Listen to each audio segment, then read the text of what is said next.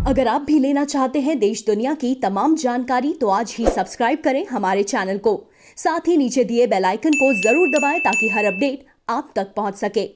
नमस्कार, प्रभाव साक्षी news network पर आप सभी का स्वागत है। गलवान घाटी में चीन के सैनिकों के साथ हिंसक झड़प में हमारे 20 सैनिक शहीद हो गए। पूरे देश में उनको श्रद्धांजलि दी जा रही है। आज श्रीनगर में भारतीय जनता पार्टी के जो जिला मुख्यालय है वहाँ भी एक श्रद्धांजलि सभा आयोजित की गई। जो पार्टी के नेता हैं उन लोगों ने श्रद्धा सुमन अर्पित किए और चीन को सबक सिखाने की मांग की और हमारे जो वीर जवान जिन्होंने शहादत दी है उनके शौर्य को सलाम किया, उनकी वीर गाथा सुनी और सुनाई। दूसरी तरफ बीजेपी ने आज श्रीनगर में एक बड़ा प्रदर्शन भी आयोजित किया गया और चीन के सामानों का बहिष्कार करने की बात कही और आह्वान किया अन्य लोगों का भी ये चीनी उत्पाद जो है उनका बहिष्कार किया जाए।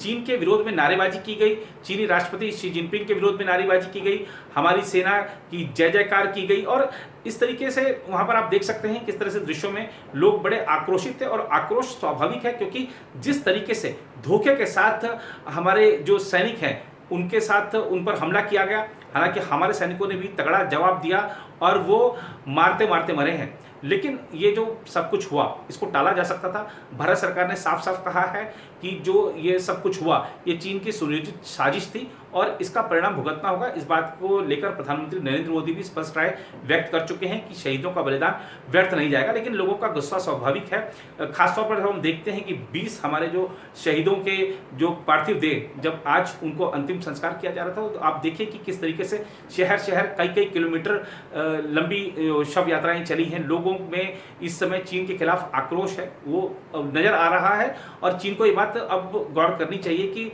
बहुत हो चुका, अब तक उसने जो कुछ किया लेकिन अब जो किया है उसका परिणाम उसको भुगतना होगा। दूसरी तरफ अगर हम बात करें जो कुछ हुआ है गलवान घाटी में उसको लेकर राजनीतिक दलों की अपनी अपनी अलग अलग राय है। श्रीनगर से हमारे प्रभाव साक्षी संवाददाता ने भारतीय जनता पार्टी सहित अन्य जो दल हैं उनसे संपर्क किया, उनके नेताओं से संपर्क किया, उनके विचार जाने। देखिए लोकतंत्र है, हो सकता है कि आपको इसके विचार ठीक लगे, उसके विचार ठीक नहीं लगे, लेकिन विचार सबको प्रकट करने की अपनी आज़ादी है और इसीलिए हमने भी सबके विचार जाने कि वहाँ पर लोग क्या राय व्यक्त करते हैं। सरकार से नाराजगी है, चीन से नाराजगी है, कुछ रणनीतिक खामी रही, क्या रहा, आइए जानते हैं राजनीतिक दलों की राय।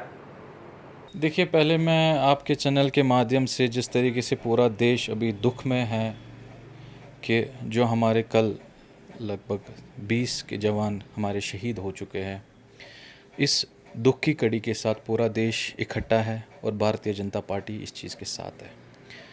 आपने कल देखा, कल से ही हमारी स्टेट बीजेपी हमने श्रद्धांजलि प्रोग्राम भी रखे। आज भी हमने यहाँ डिस्ट्रिक्ट ऑफिस कश्मीर जो हमारा श्रीनगर में है वहाँ रखा है। कहने का मकसद यही है कि कहीं ना कहीं से जो तनाव अभी है ये थमना चाहिए।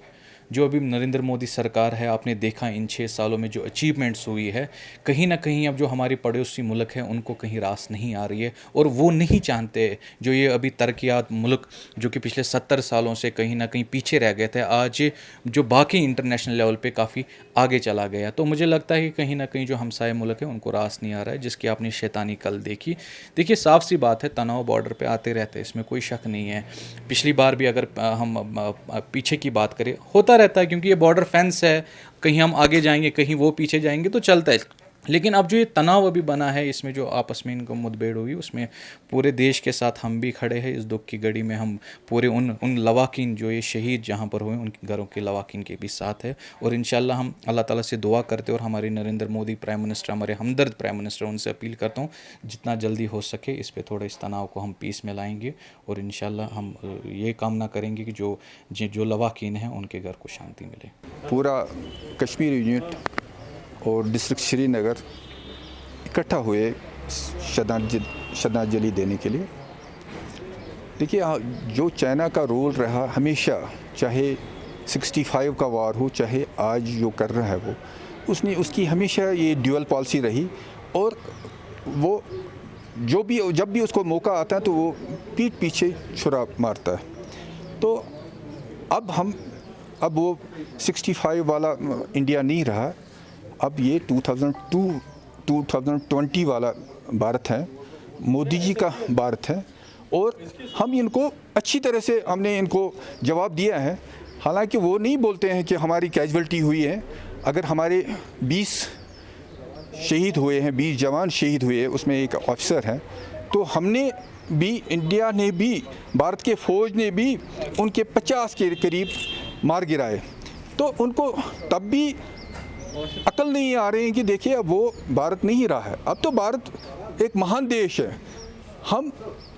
मैं तो पूरे इंडिया के जितने भी हमारे स्टेट्स हैं, सब चीफ मिनिस्टर्स जो भी हमारे लोग हैं, उनको सबको रिक्वेस्ट करता हूँ, हमें इनके जो चीज़ें हैं, इनके जो यहाँ पर सामान बिकता है, तो उनका भी हमें बाइकाट करना चाहिए। देखिए, बड़ा दुख है हमें, उन शहीदों को हम श्रद्धांजलि देते हैं जो भी वहाँ पर शहीद हुए, और कहीं ना कहीं इससे हमारी जो सरकार की जो पॉलिसियाँ हैं उनकी कमज़ोरी है। अगर पहले से उस इलाके को, चाहे गलवान वैली है, चाहे हमारा पैंगोंग वाला जो भी फिंगर 4, फिंगर 5 की मैं बात करता हूँ, अगर पहले से हमारी वहाँ पे रोड्स का हमारा कंक्रीट बना होता, और विंटर में भी, ताकि उस पे जो हमारी कैंप्स ऐसे बने होते जहाँ पर हमारी लोगों की एक बराबर नज़र रहती, तो मुझे नहीं लगता कि चाइना जो है छुपके से जो उन्होंने वार किया पीछे से, और ऐसा उनको मौका मिलता। और उसके बाद सबसे बड़ी जो दुख की बात है कि हमें एक गोली चलाने के लिए दिल्ली से परमिशन लेना पड़ता है पहले, और जब तक उन्होंने जब उन्होंने हमारे 20 जवान शहीद किए, उन्होंने किसी से परमिशन नहीं लिया। ये कहीं ना कहीं जो सवाल जो उठता है, और इस पे हम ज़रूर सवाल जानना चाहेंगे देश के प्रधानमंत्री से, क्यों हमारी आर्मी जो है खास करके क्यों उनको एक गोली चलाने के लिए भी दिल्ली से परमिशन लेना पड़ता है, दिल्ली को पहले इजाज़त मांगनी पड़ती है। कैसे ये हादसा हुआ, कैसे ये 20 लोग जो है वहाँ पर मारे गए, क्यों इनके पास हथियार नहीं था, क्यों हथियार के बगैर वहाँ छोड़ दिए गए, किनका ऑर्डर था वहाँ जाना है उनके साथ बात करने, और रात के समय क्यों भेज दिया गया, और क्या ये बात हमारी दिन के टाइम पे नहीं होती, और हमारे जवान कैसे शहीद हुए, इसके ऊपर इंक्वायरी होनी चाहिए। और जिन लोगों की भी इसमें जहाँ पर भी हमारी गलती हुई है, उन लोगों को बराबर कानून के तहत सज़ा मिलनी चाहिए। सेकंड, किसी भी हालात में हम नहीं चाहेंगे हमारे देश के किसी भी ज़मीन के हिस्से में बाहर की किसी भी फ़ौज का जो है मुदाखलत रहे, और हमारी जहाँ तक आर्मी का हमारे सामने सवाल है, और हमें फ़ख्र है कि हमारी आर्मी में ये ताकत है, ये पावर है, वो देश का जो है एक भी इंच बाहर नहीं जाने देंगे। लेकिन ये हमारी अपील रहेगी कि आर्मी को जो है फुल पावर्स दिए जाए, उनको परमिशन लेने की ज़रूरत ना पड़े। लेकिन साथ ही में एक जो हमारा रहता है डिप्लोमेट, एक हमारा जो एक ऑप्शन रहता है बातचीत करने का, वो सभी ऑप्शंस खुले होने चाहिए। चाहे किसी भी तरीके से जो है, जहाँ पर बातचीत का मामला है, बातचीत से बात बनती है तो बातचीत से बात मनाई जाए। जहाँ बात नहीं चलेगी, जहाँ पर लाठी चलेगी, जहाँ पर गोली चलेगी, और वहाँ पर गोली चलाना ज़रूरी है। लेकिन इतना ज़रूर है कि इस वाक़या को लेकर काफ़ी दुख है हमें, और नहीं होना चाहता। हमारे जहाँ तक 20 जवान हमने खोया, और ये बहुत दुख की बात है। सबसे पहले बड़ा अलमिया यह है कि हमारे जवान जो 20 से ज़ायद वहाँ पर शहीद हुए, सबसे पहले मैं आपकी इस प्रोग्राम की वसात से उनको खराज अक़ीदत पेश करना चाहता हूँ कि उन्होंने जो कुर्बानी अपने सरहदों पर कौम के लिए, मुल्क की हिफाजत के लिए दी, तो तवारीख़ उनको हमेशा याद करेगी। बहुत एक महसूस होने वाली बात है। एक तो इंसान जानों का तलफ होना, दूसरे अपने मुल्क की रखवाली के लिए शहीद होना, तो सबसे बड़ी बात है उनकी। दूसरा जो आपने कहा कि इस वक्त जो तनाव है, बदकिस्मत यह है कि आपको याद होगा कि वाजपेयी साहब ने बार बार कहा अपने वक्त में, दोस्त बदल सकते हैं तो हमसाया को हम नहीं बदल सकते।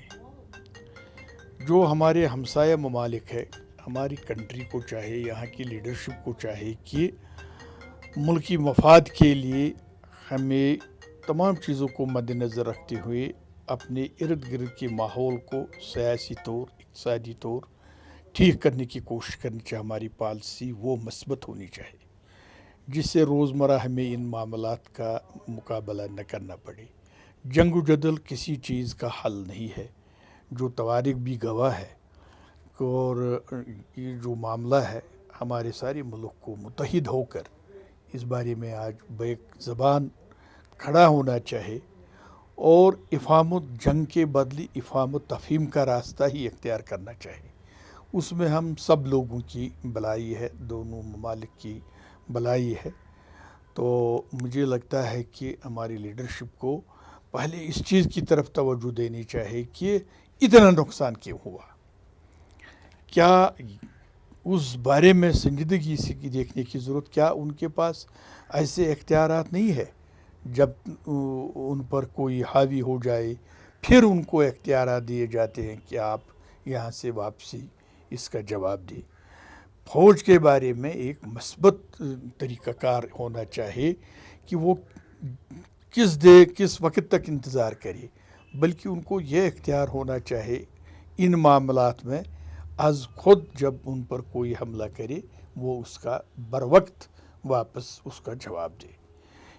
तहम्मुल और सब्र से काम तो ज़रूर लेना है, मगर ऐसे कुछ वाक़ात होते हैं जहां हम पाने के बजाय बहुत कुछ खो जाते हैं। इसलिए उसका एक सरकार, हमारी जो सरकार है, हमारी जो प्राइम मिनिस्टर साहब है, वज़ीर दिफा है, होम मिनिस्टर है, दूसरे जो लोग हैं, उनको इस बारे में अपोजिशन को एतमाद में लेकर एक मस्बत एक तरीक़ाकार इख्तियार करने की ज़रूरत है ताकि आइंदा ऐसे वाक़ात न हो। बहुत बहुत शुक्रिया।